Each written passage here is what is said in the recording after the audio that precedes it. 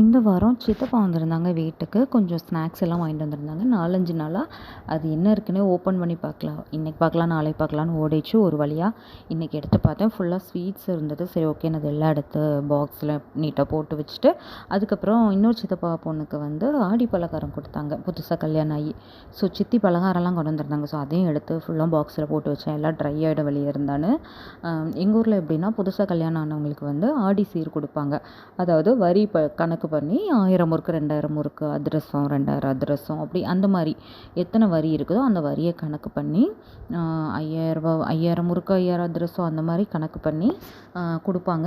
மாப்பிள்ளை வீட்டில் என்ன பண்ணுவாங்கன்னா, அவங்களோட சொந்தக்காரங்க அப்புறம் வரிக்காரங்கன்னு கணக்கு பண்ணி ஒவ்வொருத்தங்க வீட்டுக்கு இவ்வளோ முறுக்கு, அதிரசம் அப்படின்னு பலகாரத்தை பிரித்து கொடுப்பாங்க. இது ஒரு சீர், ஆடி சீருன்னு சொல்லுவாங்க. உங்கள் ஊரில் இந்த மாதிரி கட்டு உண்டான்னு சொல்லிட்டு மறக்காமல் கமெண்ட் பண்ணுங்கள். ஒரு வழியாக இந்த வருஷம் நமக்கு ஆடி பலகாரம் கிடைச்சாச்சு. பாய்.